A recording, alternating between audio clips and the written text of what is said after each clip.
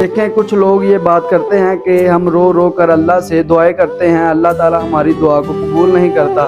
ارے میں یہ کہتا ہوں پھر ہو سکتا ہے کہ اللہ یہ چاہتا ہے کہ تم صرف مجھ سے مجھ ہی کو مانگو۔ ایک بزرگ کے پاس کوئی شخص آیا اور کہتا، دیکھیں حضور میں اللہ سے اتنی دعائیں کرتا ہوں، رو رو کر باتیں بھی کرتا ہوں، اللہ میری دعا کو قبول نہیں کرتا۔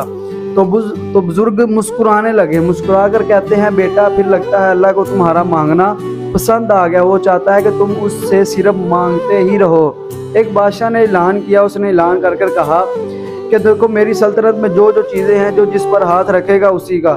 تو سارے لوگوں نے بھاگ دوڑ کرنا شروع کر دی، تو کسی نے ہیرے کی طرف، کسی نے جواہرات کی طرف، کسی نے گھر کے ساز و سامان کی طرف لوگوں نے ہاتھ رکھنا شروع کر دیا۔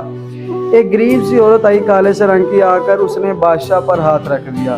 تو بادشاہ نے کہا دیکھ تم نے اعلان نہیں سنا، لوگوں نے اتنی چیزوں پر ہاتھ رکھا ہے، تم نے کیوں نہیں رکھا؟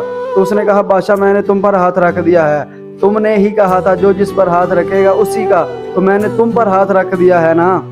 اگر تم میرے یعنی بادشاہ میرا تو سب کچھ میرا۔ اللہ بھی یہ چاہتا ہے کہ تم مجھ پر ہاتھ رکھو، میں تمہارا، یعنی کہ تم مجھ سے مجھ ہی کو مانگو۔ اللہ جانتا ہے جس کو تم مانگ رہے ہو نا وہ تمہارے ساتھ مخلص نہیں ہے۔